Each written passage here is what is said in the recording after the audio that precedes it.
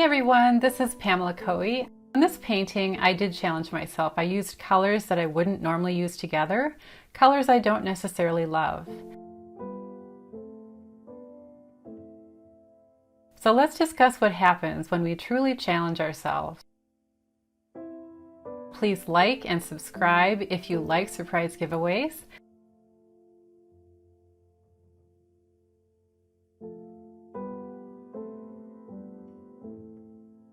I'm going to be using Nova Colors Phthalo Turquoise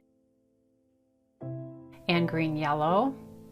And I'm going to be using a acrylic paint from Golden, which is nickel azo quinacridone gold, along with ivory black and titanium white. So here I am, just the usual way that I like to prepare my palettes when I'm working in acrylic and mixed media. These are just cafeteria trays, and I've shown in a different video on YouTube how I prepare these. So if you haven't seen that video, you definitely want to maybe look that one up.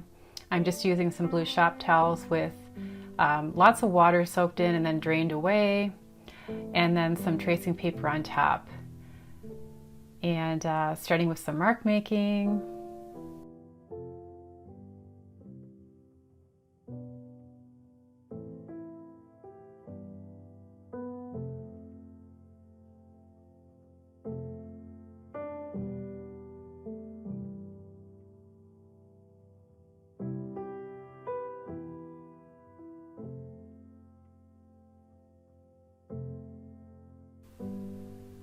Mixing lots of grays with this palette, again of unusual colors that I'm not real familiar with. That phthalo turquoise, it's kind of a color that doesn't exist in nature, so that was definitely challenging. This is what I call the play stage. Anything goes, any tools, anything I can think of, just having fun, no judgment whatsoever. Trying to keep my left brain out of this. Definitely want to just be thinking about getting the paint onto the paper and really nothing else.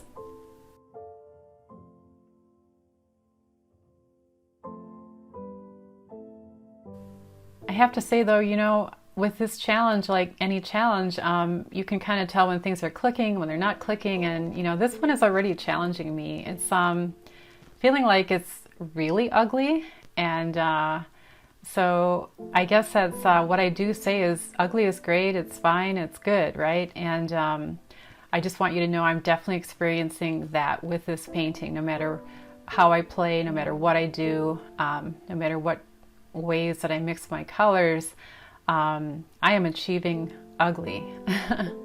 And it's remarkable how that can make you feel, right? But this is really ugly, ugly. And it's that stage of the painting process for me. A lot of times I'll just take a break and, go take a walk through my garden and just kind of get away from the studio and take a nice little break and then return. So here's my garden. So this is my garden. I love my garden. And, I probably come in here at least twice a day. And, when I leave the studio, it's always fun to come in here and see how things have changed. And I just wanted to kind of share this with you because this is the other place where I feel, gardening is really an art. The way that you mass your colors together and textures. I think that gardening is very much about art. And so this is my other studio. It's really fun to share this with you. Here's my gigantic rhubarb plant. I more recently have been planting annuals and trying to attract the bees so that the vegetables can get pollinated. Sometimes I have a pollination problem, so these are lilies that I brought over from the house after the house burned down, and I grabbed some plants out of our garden. I was able to save some of them, and then here are some bean plants and two kinds of beans, yellow wax beans and some purple dragon beans and carrots in the middle. And then I grew these lavender plants from seed, which my friend told me was really hard to do, so I was really happy when they actually grew from seed. But yeah, like everything else, gardening is a lot of work, and it's always a work in progress.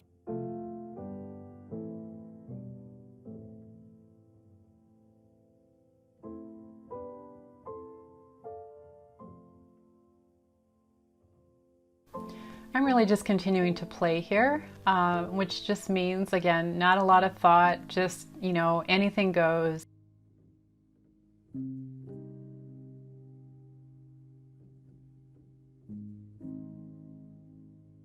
And I'm trying here some of that transfer paper, which is that brown paper, and trying some saturation, some of that phthalo turquoise. I think it was grayed down a little bit.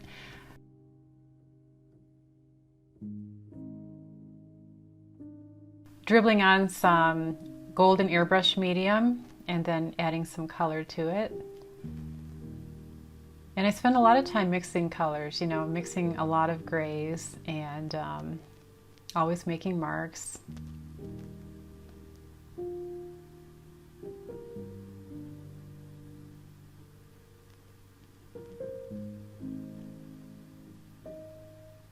It's kind of a transitional thing when you go from the play stage to what I call explore. It's not a concrete time and you go back and forth between them, but I like to think of the explore stage as that time when I'm making more conscious decisions about shape, about value, about color, texture and line, and all those design elements, which are what we have when we talk about composition. So when I start to do these things that are more intentional, like with that masking paper, for example, to me, I'm pretty clearly now thinking more. And I think that's the key. If you're thinking, then you're probably in the explore stage.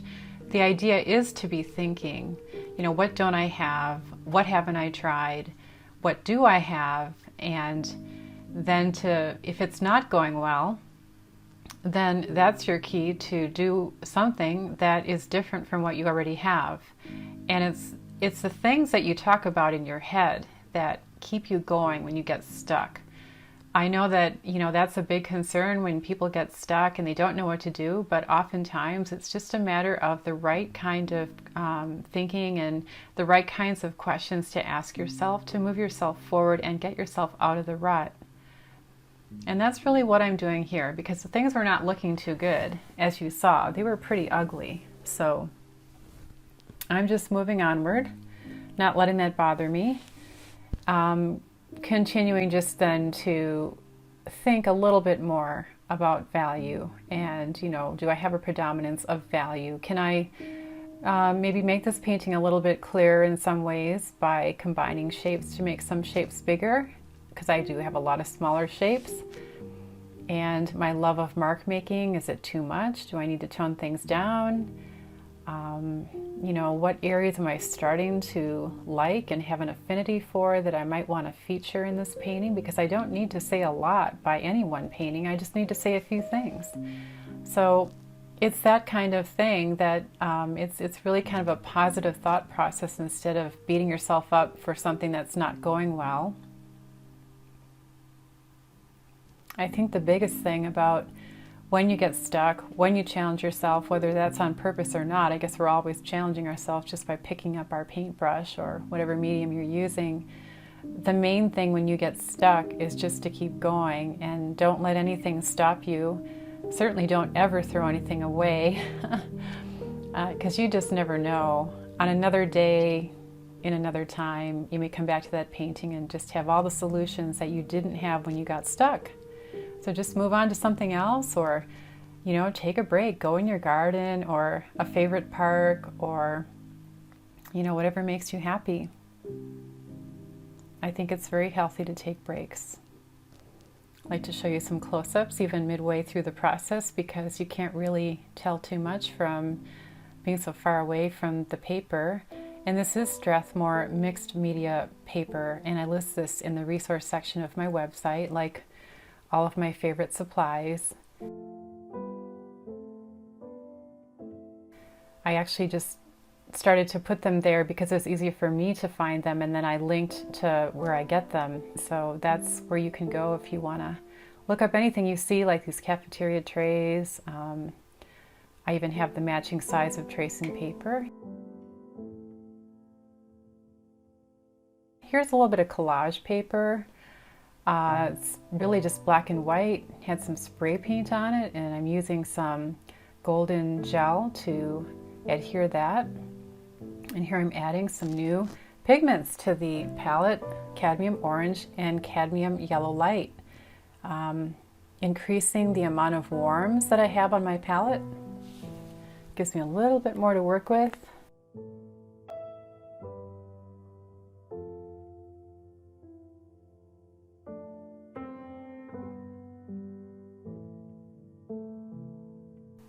This video is sped up. It's time-lapse again, and you know, this is days and days, hours and hours of video that's condensed down to just over 20 minutes. So I figured that's going to be more interesting than watching me stand there looking at the painting from a distance. I do a lot of standing back,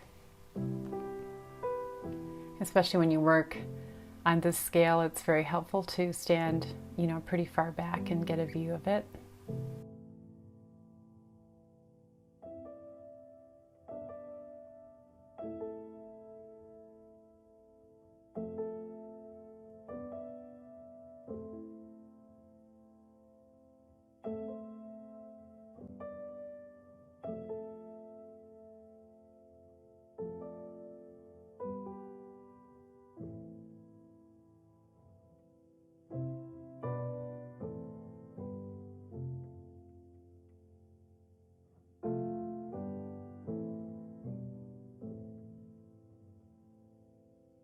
And so in just a few seconds here, I'm going to be showing you the view in my backyard and talking a little bit more about challenges.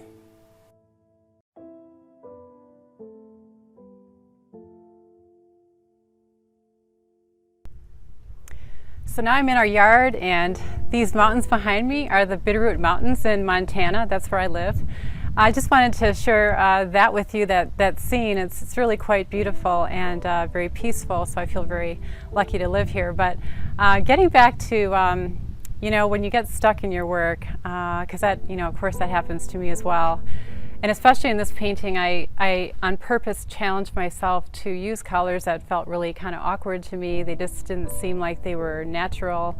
I love cool colors, but on the other hand, these are colors that don't really straight out of the bottles or out of the tube exist in nature. So I had a challenge in front of me, and I know that feeling of being overwhelmed and, you know, things aren't working and what do I do next and I'm stuck and all that kind of stuff. I mean, I think irregardless of how long you paint, it's part of just the artist's, you know, feeling, because I think we're always trying to better ourselves. And, you know, when you on purpose face a challenge that you have created, it's going to be that much more. And that's exactly what's happening in this painting.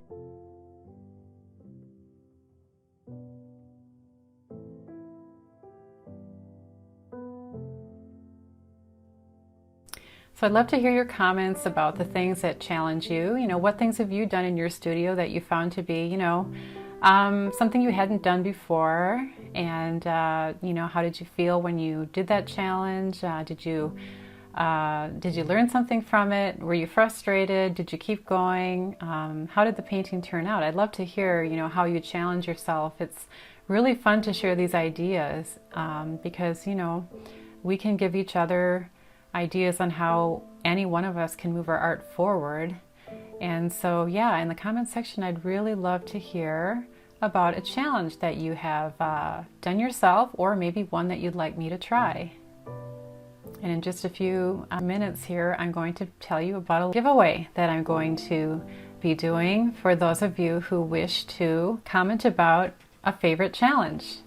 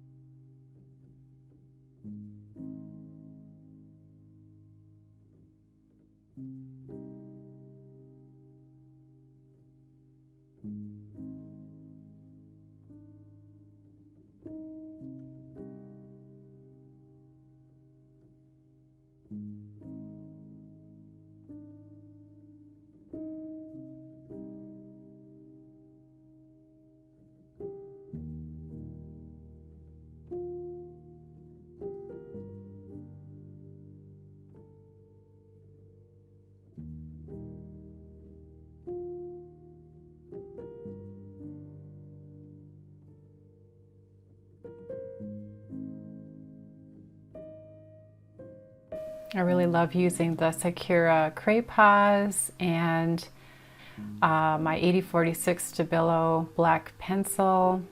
Has a really nice dark.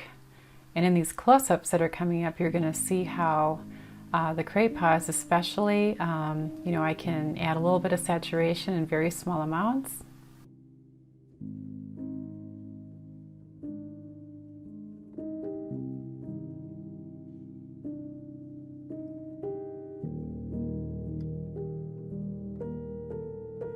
There's some Crepe Paws that I used.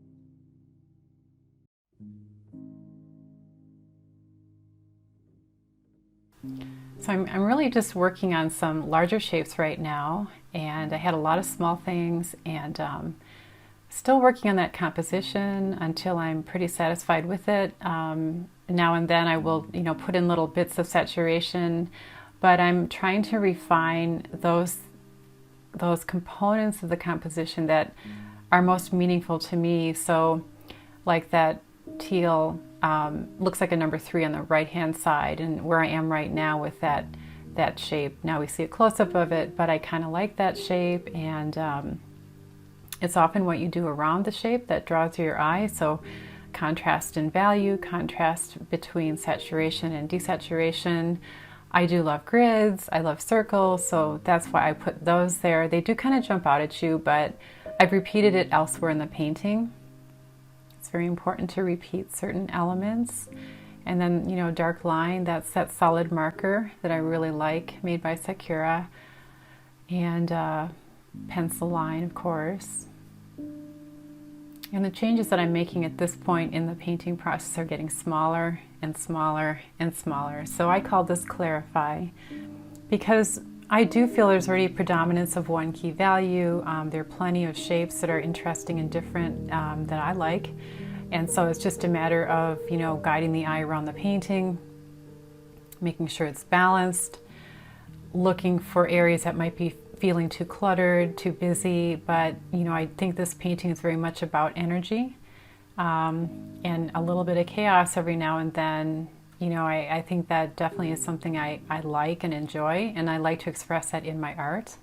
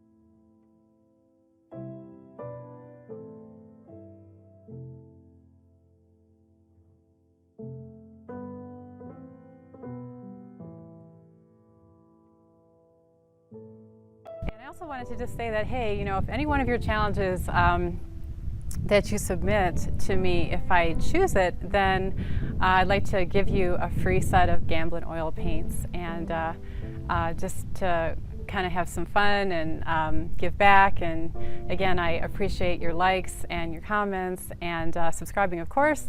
It's my way of saying thank you. So again, a free professional grade Gamblin's oil color professional grade set of paints, and they're awesome. That's what I use. And yeah, so be sure to comment below and try to show me a challenge that you think would be fun, that you've already tried or that you'd like me to try, and I'll announce the winner.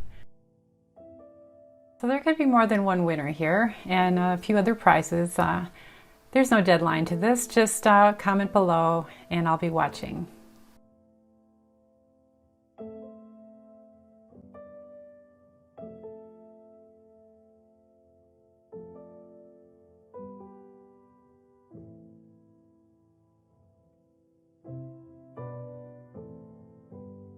Every now and then I do get out a ruler or a yardstick, depending on, how much line work I want to place that's, truly straight, truly geometric, just because I've got a lot of curvilinear in this painting.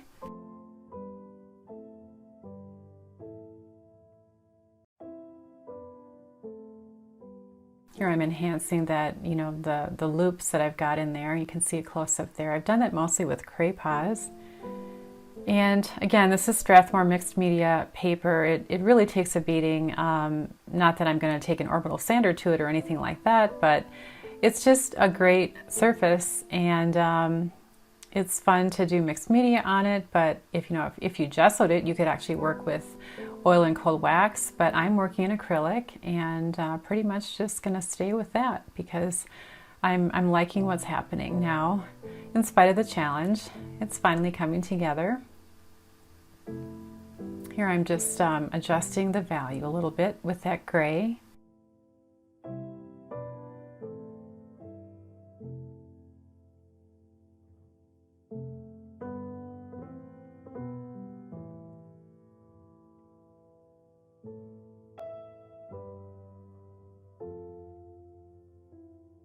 This painting will most likely be mounted on a Baltic birch wooden cradled panel, and it'll have to be custom ordered once I measure it, and I'll be taking that tape off, of course, toward the end of this video. And I think it'll be mostly done by the time I take the tape off, but then when I mount it on the panel, and then I'm working toward a show right now, so I have between now and say December, January or so to always come back into it, kind of sneak up on it.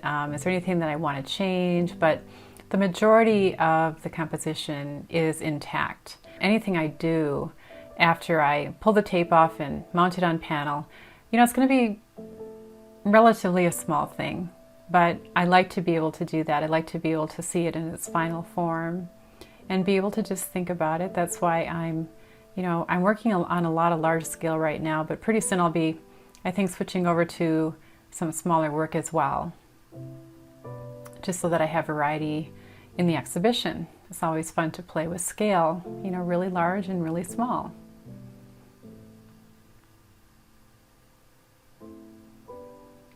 And that's one thing I will be sharing in my new membership group for those taking the Powerful Design and Personal Color course, is preparing for the exhibition. All the decisions that go into how much work, and what kind of work, and how big is it, and where does it go, how do you curate it, and how do you photograph it.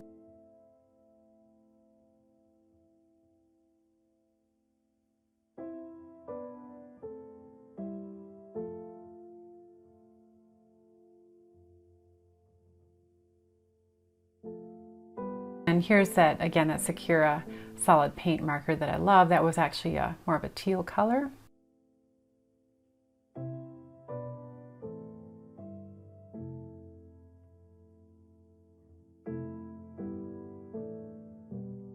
And the fun part, peeling the tape off. And everybody knows how good that feels. And it's so messy around the edges. So I want to really thank you for watching this video, and I hope to see your comments, hope to see your challenges, and I'll be watching and reading and commenting back. And if you win, I'll post a comment to your comment in response to what you wrote. So that's how you'll know. Be sure to check back. I think usually you get a notification when I make a comment. I'll also list it in the description box below this video. So because this is kind of an open-ended thing, it could happen at any time. I'm not going to have a deadline. I'm just going to be watching, visiting regularly underneath this video to see what might be there. So thanks, everybody. I hope you enjoyed that. Bye now.